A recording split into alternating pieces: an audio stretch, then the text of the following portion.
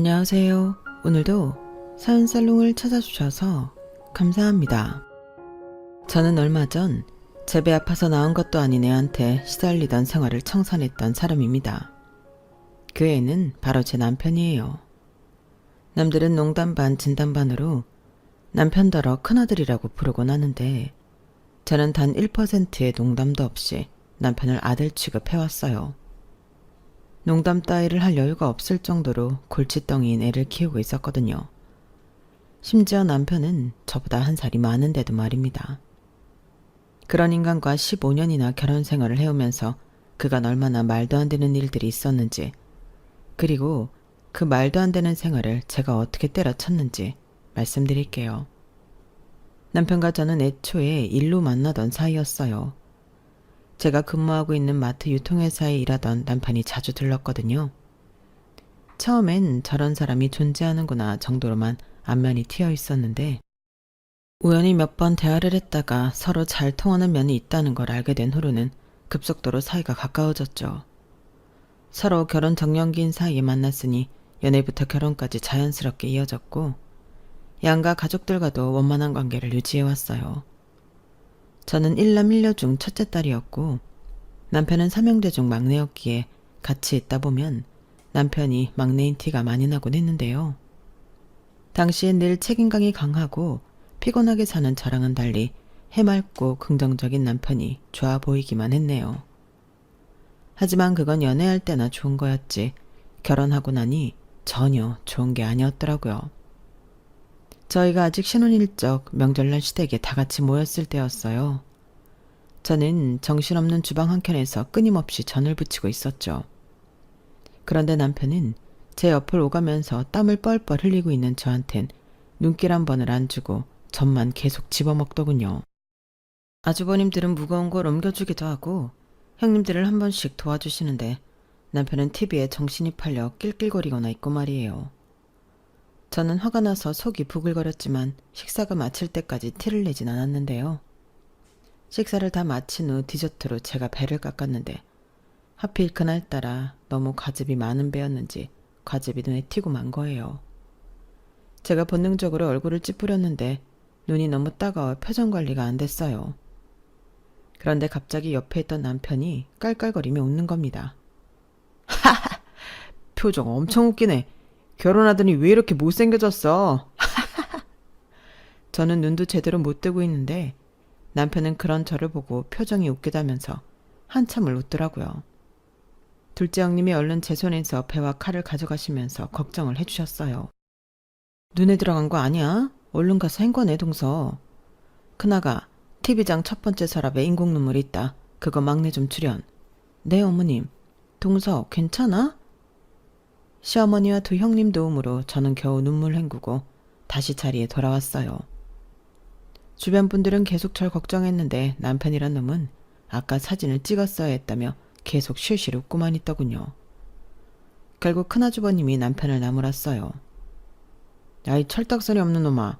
재수씨가 칼 들고 눈을 다쳤는데 네가 인공 눈물도 가져다 주고 헹궈주기도 했어야지. 뭐가 웃기다고 그러고 있냐? 사람이 다친 게 웃겨? 크게 다친 거면 당연히 그랬지. 뭘 이런 걸 가지고 그렇게 심각하게 굴어. 한쪽 눈 뜬 거 보고 한 거야. 결혼한 지 얼마나 됐다고 벌써부터 마누라한테 그런 식으로 굴면 못 쓴다. 네 형들 하는 것 좀 보고 배워. 누뚱이라고 우냐우냐 키운 내 잘못이지. 에휴. 시댁 식구들이 한 소리씩 해도 들은 척도 안 하며 웃기만 하는 남편을 보고 저는 그 자리에서는 화를 참았어요. 하지만 집으로 돌아온 뒤 일주일 동안 밥도 안 차려주고 남편이 있는 쪽은 쳐다보지도 않았죠.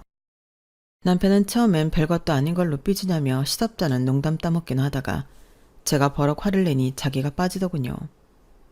그러더니 일주일쯤 지나고 나서야 제가 정말로 화가 났다는 걸 알았다며 진지하게 사과를 해왔어요.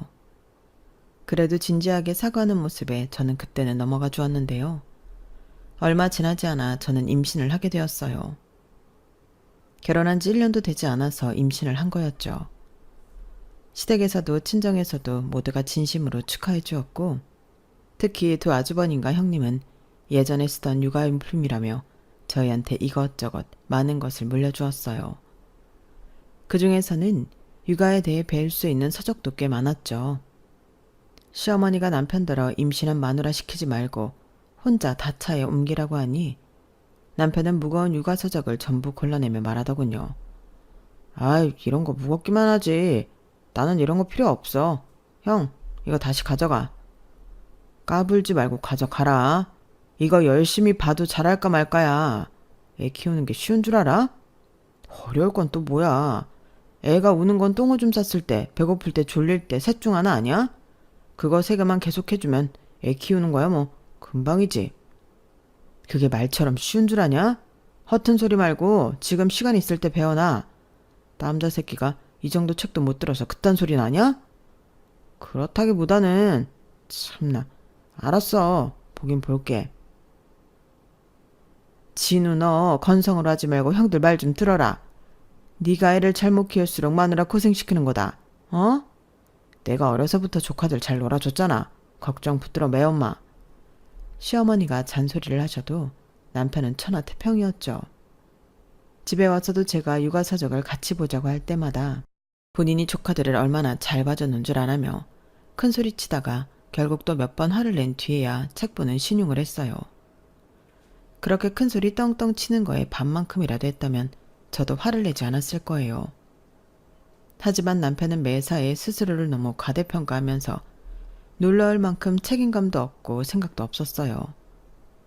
출산일을 얼마 앞두지 않아 배가 남산만 하던 어느 날, 저는 허리가 너무 아파서 소파에 비스듬히 등을 기대고 잠시 쉬고 있었는데요. 며칠째 컨디션이 너무 안 좋아 시어머니가 저녁에 잠시 들렀다 가기로 해서 시어머니가 오실 때까지만 눈을 붙이려고 했어요. 그런데 갑자기 핸드폰을 보면서 실실 웃던 남편이 제 옆에 다가와 제 배를 북치듯이 바구 두드리며 노는 거예요. 쉬고 있던 제가 깜짝 놀라서 남편의 손을 세게 쳐냈죠. 뭐 하는 거야? 가뜩이나 힘들어 죽겠는데 왜 아프게 해? 아, 깜짝이야. 내가 뭐 주먹으로 친 것도 아닌데 뭐가 아파? 안에 애가 들어있는데 그럼 안 아파? 그냥 살짝 치는 신용만 한 게 아니라 방금 진짜로 때렸잖아. 애가 들어있는 배를. 당신 지금 제정신이야? 뭘 또 내가 때렸다고 그래. 그냥 좀 친 거 가지고. 여기 배 봐, 빨개졌잖아. 당신 애 베고 힘들어서 누워있는 와이프한테 이게 할 짓이야? 어쩜 그렇게 생각이 없어. 당신이 애야? 남편은 제 말에 그냥 장난 좀 친 거 가지고 예민하게 군다며 궁시렁거리더니 안방으로 들어가 버렸어요. 당시 제가 임신 중이라 예민한 건 맞았지만 장난으로 넘어가기엔 남편이 너무 세게 쳤었어요. 배가 온통 남편 손자국으로 빨개질 정도로요. 얼룩덜룩한 배를 보자 철딱서니 없는 남편 때문에 갑자기 서러움이 밀려와 눈물이 다 나더군요. 제가 울고 있던 그때 시어머니가 집에 도착을 하셨어요. 그리고 시어머니는 누가 봐도 운 티가 나는 절 보고 무슨 일이라며 놀라서 물어보셨죠. 자초지종을 들은 시어머니는 곧바로 남편의 등짝을 사정없이 때리셨습니다. 야, 이 정신없는 놈아. 마누라가 애 베고 힘들어서 누워있으면 팔다리나 주물러 줄 것이지 거기 가서 배를 치고 앉아있어? 어? 아, 엄마는 왜 이 사람 말만 듣고 때려? 나는 장난이었다고. 부부 사이에 장난도 못 쳐? 여기 얘 배 좀 봐라, 빨간 거. 이게 장난이야?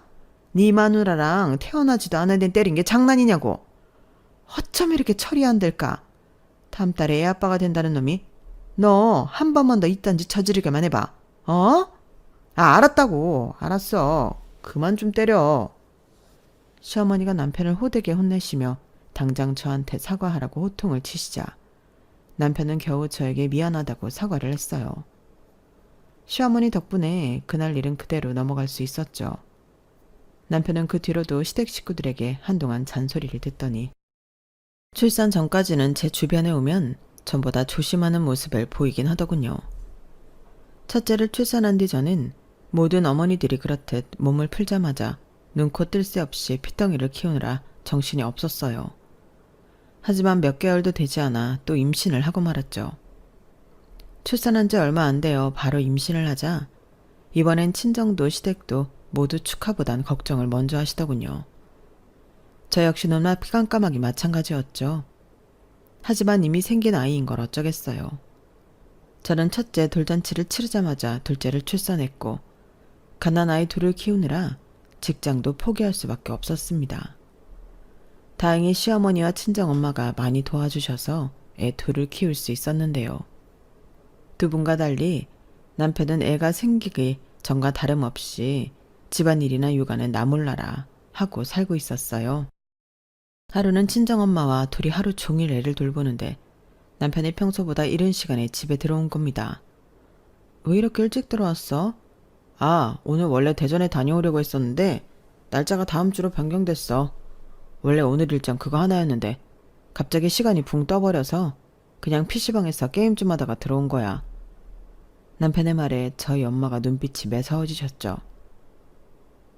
PC방? 일이 빨리 끝났으면 와서 애 보고 도와줄 생각은 안 하고 PC방에서 놀다가 왔다는 거야? 엄마의 말에 남편은 당황해서 우물쭈물거리며 대답을 했어요. 아니, 그게 아니라 그게 어차피 남는 시간이어서요. 선아는 그럼 시간이 남아 돌아서 애를 둘이나 혼자 키우고 집안일까지 한단 말이야? 내가 1년 넘게 여기 와서 애 봐주는 동안 자네가 설거지 하나, 아니 양말 한 짝을 혼자 개놓는 꼴을 못 봤네. 저번 달부터는 선아한테 도시락까지 싸달라고 했다며? 그게 저도 장모님 안 계시고 집에 있을 때는 집안일도 도와주고 그럽니다. 뭘 도와줬는데? 저번 주에는 음식물 쓰레기도 갖다 버렸고 빨래도 빨래통에 넣고요. 지금 그걸 도와줬다고 말하는 거야? 엄마의 싸늘한 말에 남편은 기가 죽어 더 이상 아무 말도 하지 못했어요. 저는 엄마를 진정시키고 남편이 그래도 일찍 들어왔으니 먼저 들어가시라고 했죠. 남편은 눈치를 보다가 외투를 입는 엄마한테 다가갔어요. 저 장모님 태워다 드릴까요? 됐네. 애를 낳기만 하면 다야? 아빠가 됐으면 책임감 있게 키울 줄도 알아야지. 그것도 아니면 적어도 자네 몫의 일은 자네가 알아서 해야 할 것 아닌가? 뭐? 빨래를 빨래통에 넣으나? 내가 어이가 없어서. 엄마는 남편을 매몰차게 뿌리치고는 현관문을 쾅 닫으며 나가버렸어요. 그 뒤로 며칠 동안 기가 죽어있던 남편은 주말에도 친구들과의 술 약속을 취소하고 얌전히 육아를 돕더군요. 시어머니가 놀라서 무슨 일이 있었냐고 물어보실 정도였죠. 2주에 한 번씩 엄마가 오시니 남편은 전처럼 또 놀러 다닐 생각을 하며 긴장이 풀어지다가도 다시 2주마다 기강이 잡혀 육아를 돕곤 했습니다. 그렇게 시간은 정신없이 흘러갔어요. 시간이 흘러 두 아이가 유치원을 가기 시작하자 저는 드디어 인생이 조금 여유로워졌구나 싶었어요.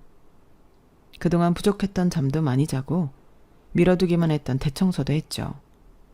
그렇게 약 3, 4개월의 여유를 즐기던 저는 다시 큰애 때문에 바빠질 수밖에 없었어요. 절 괴롭힌 큰애는 제 첫째 딸이 아닌 남편이었습니다. 정확히는 어느 날 퇴근하는 남편 품에 안겨있는 주먹만한 강아지였죠. 갑자기 웬 강아지를 안고 왔어? 설마 키우려는 건 아니지? 누가 잠깐 맡긴 거지? 이렇게 작은 강아지를 누가 맡겨? 내가 데리고 왔어. 이름은 뽀삐야. 출장 갔다가 유기견 분양하는 데 있지. 그런 곳을 들렀는데 이런 핏덩이가 있는 거야. 진짜 거기 있는 강아지 중에 제일 어리고 작더라니까. 그래서 지금 그걸 키우겠다는 거야? 애들 키우고도 정신없어 죽겠는데 무슨 강아지야. 당장 다시 가서 분양 취소하고 와. 애들은 이제 다 유치원 가는데 뭐가 정신이 없어. 이렇게 조그만 애 키우는데 무슨 노력이 든다고. 그럼 당신이 책임지고 키우든가. 어떻게 강아지를 데리고 오면서 나랑은 아무런 상의도 안 하고 무턱대로 데려올 생각을 해? 거기 있는 유기견들 다 당신같이 아무 생각 없이 강아지 분양했다가 마음 바꾼 사람들이 버린 개들이야. 얘도 생명인데 어떻게 그렇게 충동적으로 데려올 생각을 하냐고. 아우, 이제 막 데려오기만 한 거야. 하루도 안 지났는데 내가 무책임한지 아닌지 당신이 어떻게 알아? 내가 잘 키우면 되잖아. 내가 아침 저녁으로 밥도 채워놓고 물도 채워 넣을게. 됐어? 아침에 내가 산책시키고 퇴근하고 산책 또 시키면 되잖아. 남편이 버럭 짜증을 냈지만 저는 남편이 한 말 중 단 한마디도 진심일 거라고 믿질 않았어요. 아니나 다를까 한 달도 안 되어서 강아지를 키우는 건 오롯이 제 몫이 되고 말았죠. 속이 부글부글거렸지만 주먹만한 강아지한테 무슨 잘못이 있나요? 남편처럼 책임감 없는 남자와 결혼을 한 제 잘못이죠.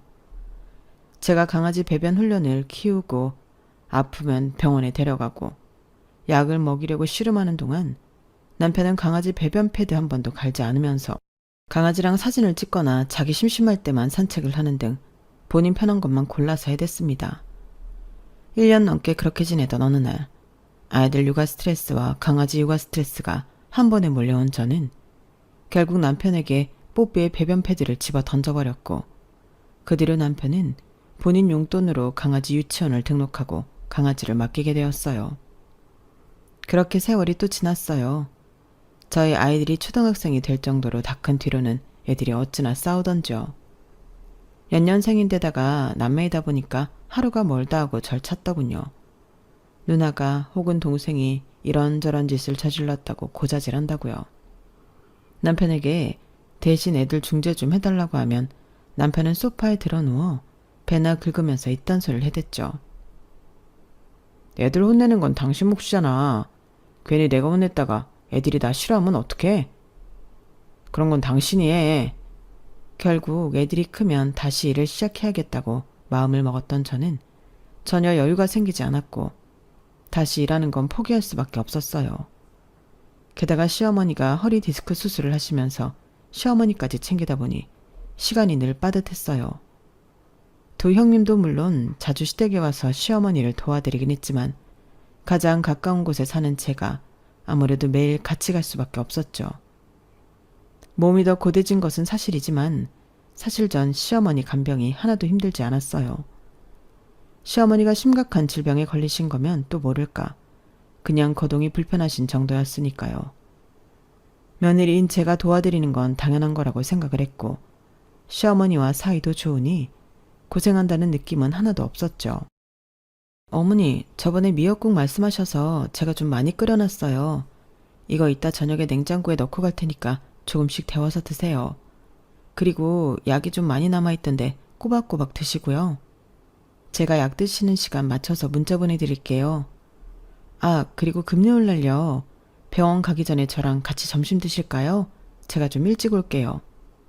금이었꼭 반은 너 가져가라. 그러려고 재료 많이 사놓은 거야. 그리고 냉장고에 노란 통 있지? 그거 큰 것도 가져가. 내가 엊그제 미역 줄기 좀 묻혀놨어. 아유, 뭐 이런 걸 다 하셨어요. 저한테 말씀을 하시지. 제가 왔을 때 같이 하면 되잖아요. 너 저번에 건강검진 받았을 때 빈혈 있다고 하지 않았니? 그러면 미역이니 소고기니 그런 게 좋다더라. 벌써부터 그러면 나이 들어서 더 고생해. 가져가서 많이 먹어라. 어머, 감사해요, 어머님. 그리고 여 와서 앉아 쉬어. 내가 진호 오라고 불렀다. 그거 네가 다 들고 가지 말고 진우 돌아와서 차로 옮기려고 했으니 걔가 알아서 하게 냅두고 그만 쉬어. 시어머니의 배려로 저는 남편이 오기 전까지 시어머니와 함께 소파에서 고구마를 까먹으면서 쉬다가 집으로 돌아왔어요.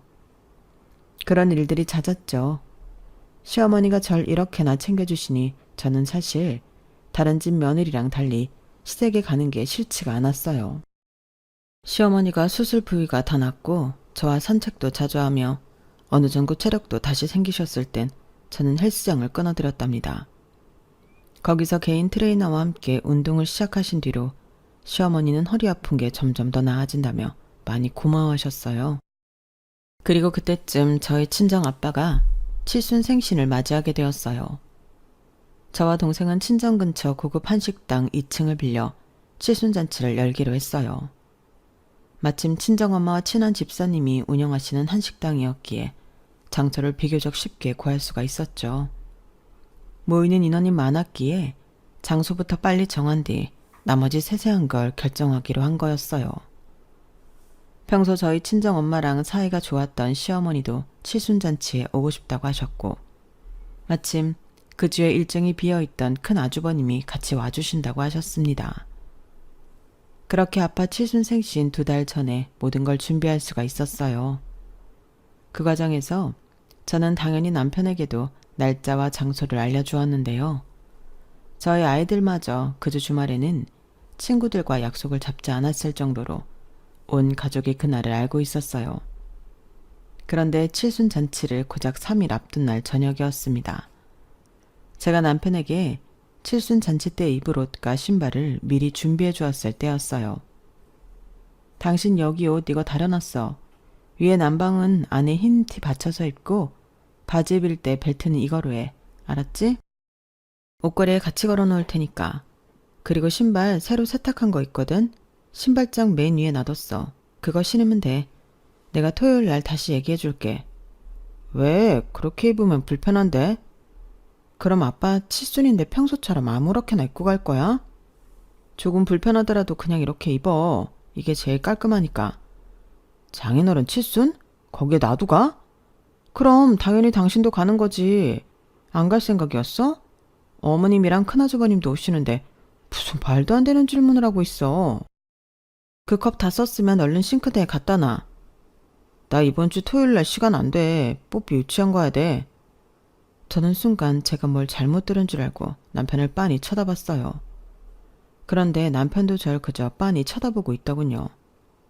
제가 잘못 들은 것도 아니고 남편이 장난을 치는 것도 아니라는 거였죠. 그걸 깨닫자마자 혈압이 확 오르는 겁니다. 지금 강아지 유치원 가느라 우리 아빠 칠순잔치에 못 온다는 거야? 장인어른 생일은 내일 아니야? 토요일은 뽀삐 생일 당일이야. 그것도 10주년이라고. 내일이 생일이면 생일잔치도 내일 하든가. 왜 날짜를 겹쳐서 잡아? 세상 천지에 칠순잔치를 평일날 하는 사람이 어딨어? 강아지 생신잔치를 뭐 얼마나 성대하게 하겠다고 장인어른 칠순을 놓치겠다는 거야. 제발 말 같지도 않은 소리 좀 하지 마. 당신은 너무 뽀삐한테 관심이 없어. 애가 태어나자마자 고아가 됐는데 어쩜 그렇게 매정해? 그렇게 불쌍한 애 데려다가 당신이 대체 뭘 얼마나 잘 키웠는데. 걔가 아플 때 병원을 한번 데려가 보기로 했어. 훈련이나 제대로 시키기로 했어. 하다못해 걔 약이라도 당신 손으로 먹인 적 있어? 산책도 일주일에 2-3번 꼴랑 시키지? 실질적으로 뽀삐 키우고 있는 건 나야. 뽀삐 생일이야. 맛있는 거 좀 먹이면 됐지. 그걸 지금 우리 아빠 칠순 생신이랑 비교하는 거야? 뽀삐 생신? 당신 지금 제정신이야? 아무리 우스갯소리라도 그렇지. 이미 유치원 사람들이랑 여행 가기로 했단 말이야. 그래도 1박 2일로 안 잡고 당일치기로만 잡았다고. 그래서 뭐 칭찬해달라는 거야 지금? 당신이 모자랬다고 그딴 소리라는 거야. 생일 파티도 맘대로 못 해주냐? 목이 다 나가도록 싸웠지만 남편은 의견을 굽히지 않았고 저는 아예 베란다에서 캐리어를 끌고 가 남편의 짐을 손이 잡히는 대로 구겨 넣은 뒤 강아지랑 같이 집에서 내쫓아버렸어요. 캐리어에 담긴 물품도 사실 반 이상이 강아지 물품이었죠. 남편 짐은 뭘 넣었는지 기억도 안 나네요. 캐리어를 집어 던지며 남편을 현관 밖으로 밀쳐내자 남편은 자기도 질세라 자기가 여기 아니면 뭐 잘 데가 없는 줄 아냐면서 나가버렸어요. 한동안 남편이 나간 문을 시근덕대면서 바라보던 저는 겨우 화를 다시 누르고 방으로 들어왔죠. 남편은 큰소리 떵떵 치면서 나가더니 다음날 저녁 바로 집으로 들어오려고 하더라고요. 하지만 이미 제가 현관문 비밀번호를 바꿔버려서 들어오지 못하자 괜히 현관문을 발로 퉁퉁 몇 번 차고 또 어디론가 가버렸죠. 다시 그 다음날 칠순잔치를 고작 하루 앞두고 있을 때 저는 남편에게 문자를 보냈어요. 칠순잔치가 열리는 장소와 시간을 알려준 거였죠. 그리고 오던지 말던지 알아서 하라고 뒷감당은 각오하라는 말을 덧붙였고요. 남편에게서 별다른 답장은 오지 않았어요. 그렇게 토요일 날이 되었습니다. 저는 사실 이미 남편과 이혼까지 각오하고 있는 상태였어요. 남편이 오지 않을 것 같았거든요. 가족들이 모두 모이는 중요한 날이니 남편 생각은 아예 하지 않고 저 혼자 아이들을 데리고 가서 아빠 칠순잔치에 참여했죠. 그리고 남편은 정말로 오지 않았습니다. 남편의 행방을 묻는 사람들에게 저는 남편이 업무차 지방에 가느라 오지 못했다고 대답할 뿐 그 외의 말은 일절하지 않았어요. 다만 저희 친정엄마가 뒤에서 조용히 물어보셨을 때 그리고 시어머니와 큰아주버님이 의아한 듯 여쭤보셨을 때는 그냥 안 온대요 라고만 대답했죠. 세 분 다 제가 말을 아끼는 모습에 더 질문하진 않았지만 표정이 많이 안 좋으셨어요. 점심시간에 맞춰 시작한 칠순잔치는 4시쯤 모두 정리가 되었어요. 칠순잔치가 끝난 뒤 저는 부모님을 먼저 집에 데려다 드리고 왔어요. 엄마는 집에 들어가기 전 저를 한번 쳐다보시면서 무슨 말을 하려다가 그냥 들어가셨습니다. 저는 그 순간엔 별말하지 않았어요. 이후 곧장 아이들을 집에 데려다 준 뒤 저는 망설임 없이 집에 있던 가장 큰 캐리어를 끌고 와 남아있던 남편과 뽀삐짐을 모두 꾸역꾸역 집어넣었어요. 그리고 전날 준비해 놓은 서류 봉투를 캐리어 앞에 박스 테이프를 둘둘 둘러붙였죠. 낑낑대며 캐리어를 끌면서 저는 당장 택시를 불러 남편이 여행을 갔다는 장소로 이동했어요. 가는 길에 시어머니한테 연락이 왔고 저희는 긴 이야기를 나누었습니다. 저는 정말 죄송하지만 그동안 참을 만큼 참았으니 남편과 이혼을 하겠다고 말씀드렸는데요. 시어머니는 잠시 침묵하시다가 땅이 꺼져라 깊은 한숨을 쉬시며 말씀하셨어요. 그래라. 앞으로는 나 병원 갈 때마다 오는 것도 그만둬. 이제는 진우 시킬 거니까. 내가 진작 이랬어야 하는데 미안하다. 앞으로는 그냥 눈 딱 감고 우리 집안일은 쳐다도 보지 말어. 정말이야. 네, 어머님. 어머님께는 너무 죄송해요. 아니다. 네가 그동안 고생해서 내가 미안하지. 진우 그놈은 이혼 당해도 싸. 나한테 마음 쓸 거 없어. 네, 어머님 감사해요. 필요한 거 있으면 언제든지 말하고. 어? 네. 시어머니와 장상 1시간 가까이 통화를 하고 나니 어느새 해가 거의 다 져버렸고 제가 탄 택시는 남편이 있는 곳에 도착을 하게 되었어요. 제가 도착한 곳은 수도권 외곽에 있는 어느 펜션이었는데 넓은 마당에는 이미 여러 마리의 강아지들이 주인과 뛰놀고 있더군요. 제가 당당하게 문을 열고 들어가자 마당에 있던 사람들이 전부 저를 쳐다보았어요. 그리고 그중 한 사람이 제 앞으로 후다닥 뛰어왔죠. 바로 남편이었습니다. 뭐야? 당신이 여긴 어떻게 왔어? 당신 차키 어딨어? 내 외투에 있지. 저는 당장 펜션 안으로 들어가 남편의 외투를 찾아낸 뒤 들고 왔습니다. 다시 펜션 문을 열고 나가니 여전히 마당에 있는 사람들이 모두 저를 주목하더군요. 남편은 어느새 강아지를 안고 온 모양이었고요. 아주 재미있는 시간 보내나 보네. 우리 아빠 칠순잔치 빼먹고 강아지 생일잔치나 온 주제에. 또 그 소리야? 내가 미리 말하고 왔잖아. 오늘은 뽀삐 생일 당일이라니까. 당신 대체 왜 이러는 거야? 왜 이러냐고? 장인어른 칠순잔치 쌩 까고 강아지 생일이나 챙기는 당신 같은 인간한테 진절머리가 나서 그런다. 강아지 목욕 한번 지 손으로 안 시켜주는 인간이 애견이 니네 몸에 가증 떠는 것도 신물난다고. 더 이상 철딱선이 없는 당신 뒤치다거리하는 것도 지겨우니까 여기가 그렇게 좋으면 강아지랑 둘이서 여기서 살던지 해. 저는 버럭 소리를 지르니 들고 있던 캐리어를 남편 발밑에 집어던졌어요. 캐리어에 정강이를 맞았는지 남편이 악 소리를 내며 캐리어 위로 꼬꾸라치더군요. 마당을 가로질러 가는데 사람들의 수군대는 소리가 들려왔어요. 헐, 대박이다. 장인어른 칠순이었대 오늘이. 오늘이? 오늘이 칠순인데 여기 온 거라고? 근데 진우님 뽀삐 엄청 아끼시던데? 목욕 한 번 안 시켜줬다는 건 무슨 말이야? 저는 그 모든 웅성거림을 뒤로한 채 남편의 차 문을 열어 안에 있던 모든 짐도 주차장 땅바닥에 패대기 친 뒤 차를 끌고 집으로 돌아와 버렸어요. 고속도로에 올라탔을 때부터 남편에게서 엄청나게 전화가 왔지만 전부 싹 무시해버렸고요. 알아서 택시를 부르던지 남의 차를 빌려 타던지 제 알바는 아니었으니까요. 남편은 남의 차를 빌려 타는 건 실패한 모양인지 그날 새벽이 되도록 집에 들어오지 않더군요. 그리고 그 다음날 오후 늦게서야 남편이 낑낑거리며 집에 도착했어요. 하지만 이미 현관 비밀번호를 다 바꿔버린 상태라 집에 들어오지 못하고 문 밖에서 계속 초인종을 누르며 절 찾더군요. 여보, 문 좀 열어줘.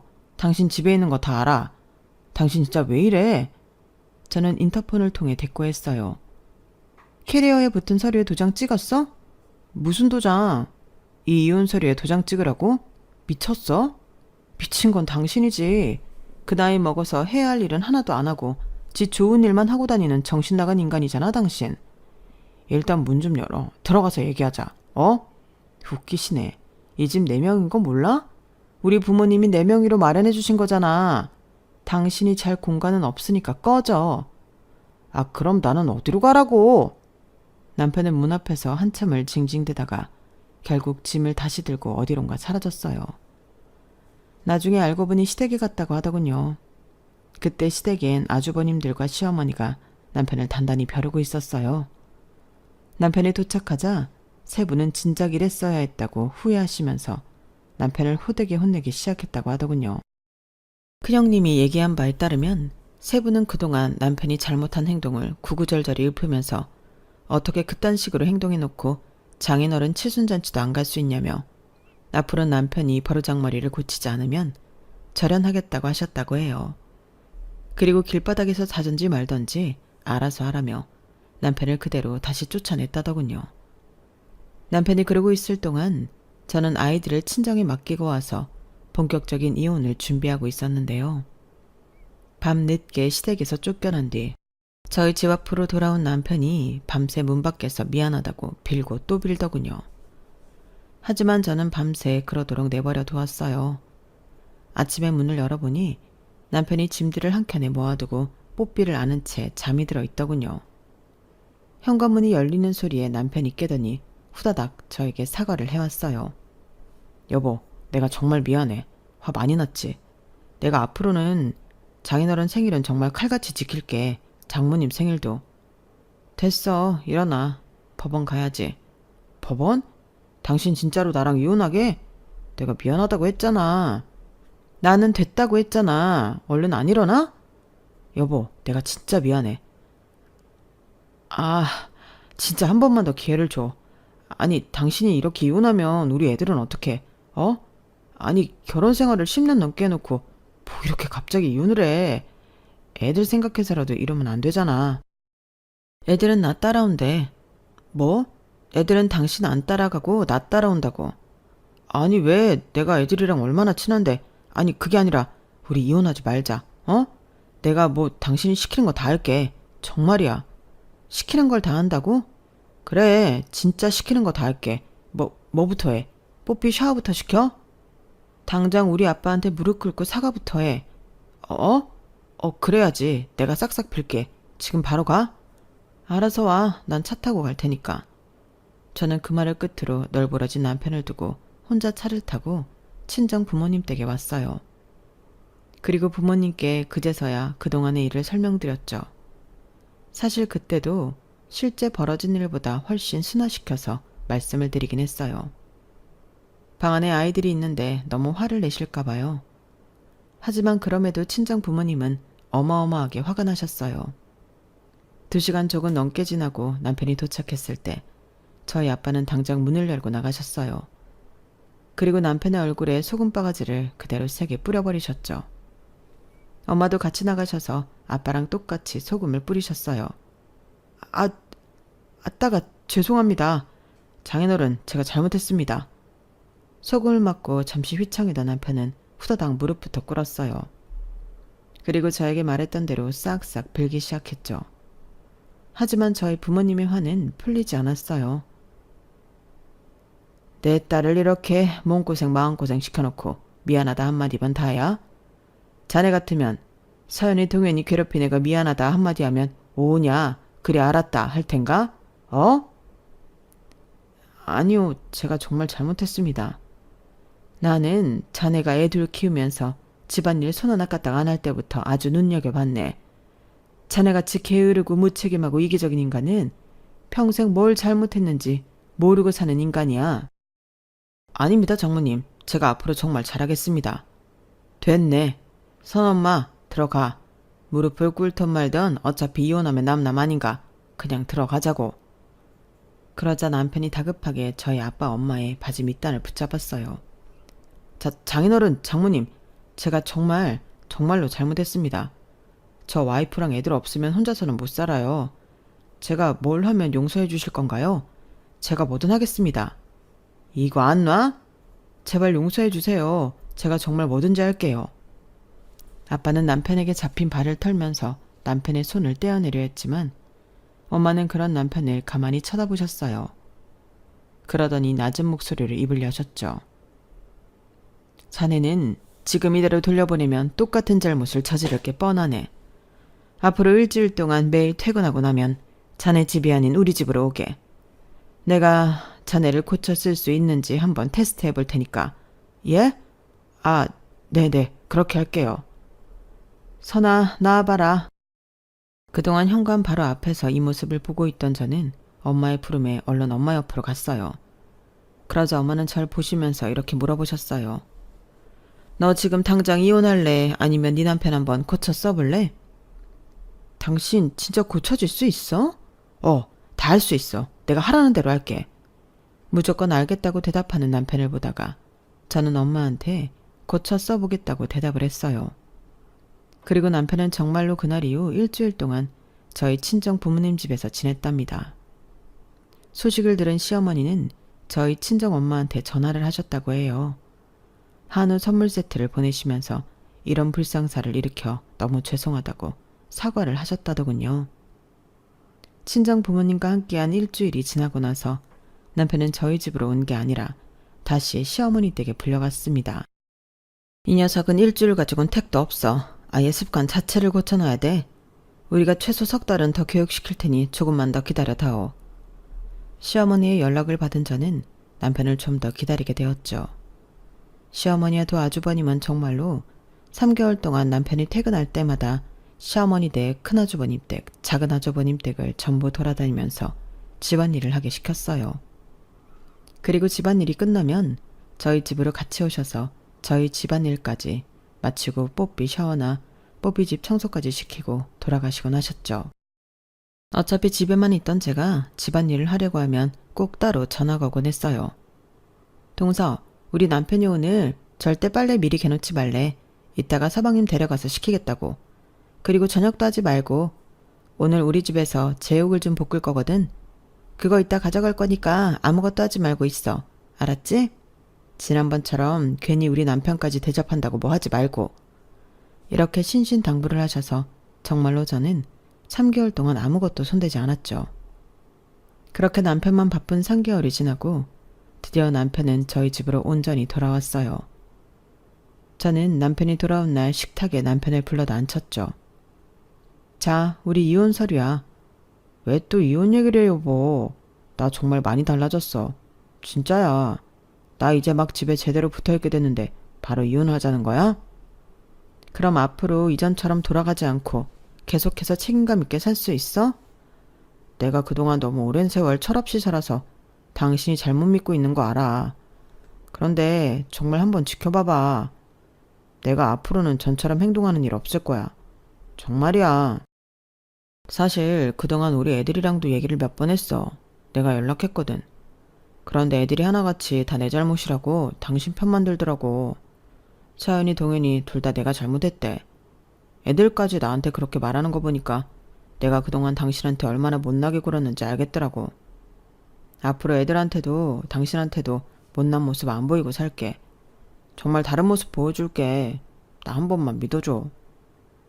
남편의 간곡한 부탁에 저는 마지막으로 딱 한 번만 넘어가 주겠다고 얘기했어요. 그리고 이미 제 도장이 찍혀있는 이혼 서류는 일단 보관하고 있겠다고 했죠. 남편은 고개를 세차게 끄덕이며 알겠다고 했고 정말로 그날 이후로 달라진 모습을 보였습니다. 일단 퇴근하고 아무데나 옷을 훌러덩 벗어 던지는 모습이 없어진 게 첫 번째로 달라진 모습이었고요. 그리고 퇴근 후에는 최소한 1개 이상의 집안일을 도와주곤 했어요. 주말에도 제가 요리를 하면 설거지와 청소는 자기가 맡아서 했고 장 볼 때도 늘 따라 나오기 시작했습니다. 가장 큰 변화는 뽀삐를 도맡아 케어하기 시작했다는 거였어요.